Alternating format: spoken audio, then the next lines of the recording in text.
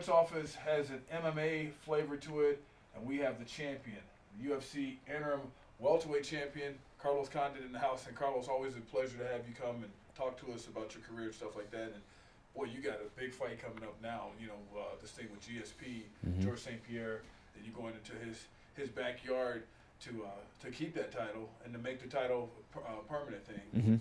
Talk your thoughts on that upcoming fight. Yeah, it's biggest fight of my career so far. Fighting George St. Pierre, one of the best one of the best athletes that's ever stepped in the octagon. I get a chance to unify the belt and become the undisputed UFC welterweight champion, and it's exciting, man. I've been working for this, for 10 years or more, and finally be at the pinnacle, and have this chance, this opportunity to fight a guy like George. It's amazing. Now it's been like this thing has been brewing for a little while. The first time he gets hurt, and so you got to wait a whole year, and before you can get in the ring with him, in the octagon with him. And what has that been like? Just waiting, and then even when you got the interim title, you're not taking on any fights because you're waiting for him. What has that whole process been like? Yeah, like you said, it's been a long time coming. I was supposed to fight him last October. He got injured. There was kind of a shuffle, of opponents. I was supposed to fight BJ Penn, and then ultimately I ended up fighting Nick Diaz. And then George's been recovering, and kind of had to wait about 9 months for him to be ready to fight. And it's been a little bit frustrating, but I've also had the opportunity to really work on stuff and improve parts of my game that I needed to, and so I see a lot of positives in it.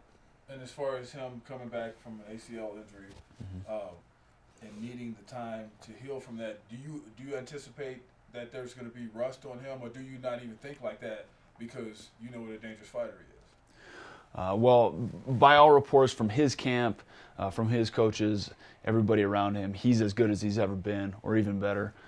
He's had a great recovery. UFC put him in touch with the best physical therapists in the business, and really got him back at least 100%, or even more than he was. So no, I'm expecting the best George St. Pierre that's ever been. And the people who followed his career for a long time and may not know you that well, they, of course, they're going to side towards him and say, oh yeah, he's going to do this or that, and probably paint you as the underdog. How do you like that better? I mean, it's been ancient years since I was, competing in athletics, but I'm just saying I liked it. I liked for somebody to think that they were just going to come and just throttle me. I loved it. I enjoyed that so much. Yeah. Because it really made me focus, and I was ready, man. Yeah. I would agree with that. I like being the underdog. In my career, I've been the underdog time and time again. People have overlooked me for whatever reason, and I love proving doubters wrong. It motivates me, and also I have nothing to lose and everything to gain in this fight. So I get to go out there in his hometown, display my skills. All the pressure's on George, and I could just go out, have fun, and fight. What do you think of the interim title and stuff like that? Like how you had to wait that process, and these interim titles, or how do you feel about all that stuff, about when it's like that? Well, it was kind of a milestone in my career, beating Nick Diaz, for one, who's one of the top guys in the sport, and getting the interim belt. It was cool, but ultimately George St. Pierre is the champion, and until somebody beats him, he remains the champion, and I plan on doing that November 17th. And as far as how the sport is growing and how it all kind of merged, I mean, you being also the WEC champion at one point in your career, do you think this merger and all the different fighters coming in like in a big pot of fights, has that made it even more competitive and better? Is it like an NFL type of thing, like where you got so much parity now, everyth's unpredictable, and you're finding the fights are more exciting? And well, definitely. In the days of the WEC, that was always a question. Can the guys in the WEC compete with the guys in the UFC? And I think we've showed time and time again that not only can we compete with the UFC guys, but we can beat and we can thrive in the UFC.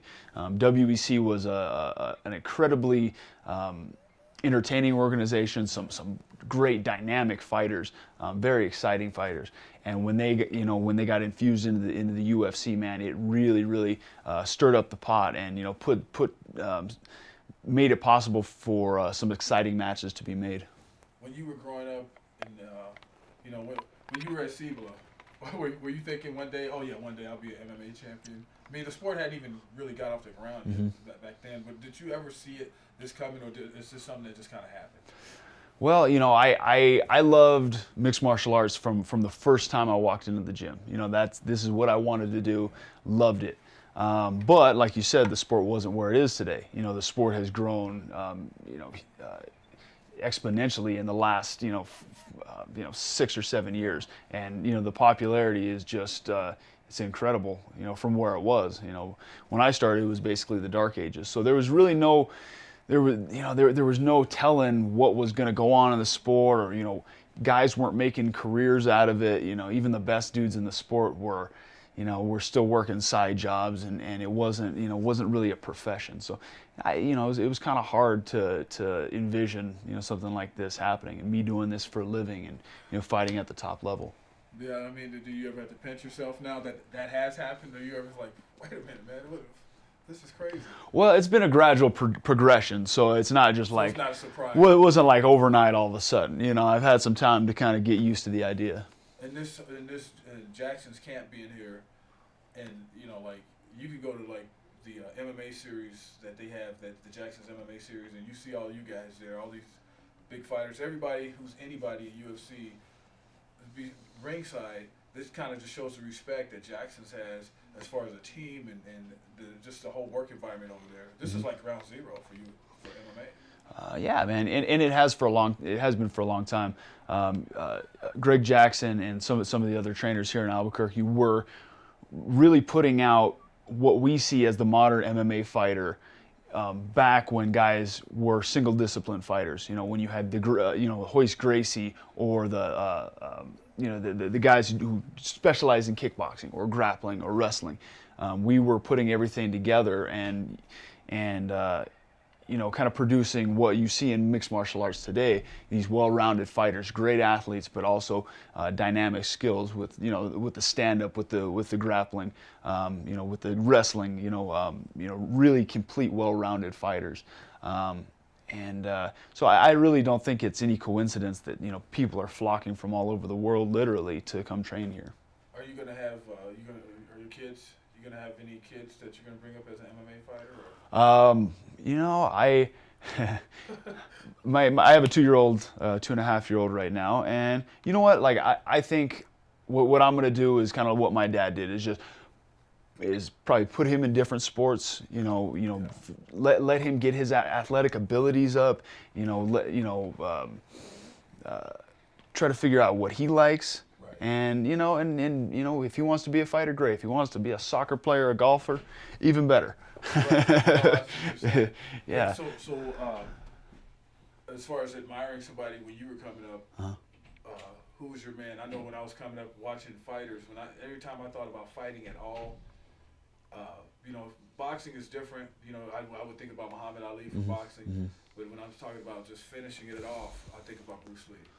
And so, are you like a Bruce Lee type of guy also? Yeah, I like Bruce Lee. It was in my day when I was a kid, Jean-Claude Van Damme was the man. Oh, yeah, that's right. Because I forget about the generation gap between us. When I was coming up, Bruce Lee was the man. Enter the Dragon came out. We all had when we were growing up, we all had, and I know people around my age are gonna remember this, like wooden sticks, like our own nunchucks, made, like chains with a nail in it. People walking around with nunchucks. That's what platform shoes were on. Just maybe it's not the best of times, but Jean-Claude Van Damme, huh? Jean-Claude Van Damme and. And even Chuck Norris and Ninja Turtles, and that was my, that's kind of what I grew up with. Okay, and I'll wrap it up real quick here. Where do you see yourself headed and what would you like to get accomplished in the sport? Like some of your goals, something that you could tell us about a goal that you have that you can actually share with us. Well, short term, I plan on beating Georges St. Pierre in about 17 days. He's one of the best guys in the sport, one of the biggest stars in the sport. And I have a lot of respect and admiration for him, but he is where I want to be. He has that the undisputed champion status, and I'm planning on taking that from him. But I just, as a whole, kind of long term, I'd like to cement my name, and leave a legacy as one of the greats in the sport.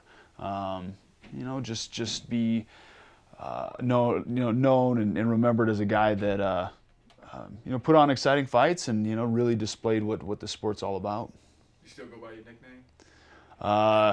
nickname? In the cage, I do, yeah. In the cage, you're the natural born killer. In the cage, I'm the natural born killer. All right, man. All right. Carlos Condit, he's a great guy, good fighter, never forgets where he has come from, always accessible. Thanks for coming. Absolutely, man. Thanks for having me. All right. For Carlos Condit, I'm Van Tate, Dominic Crispin behind the camera. We'll see you next time.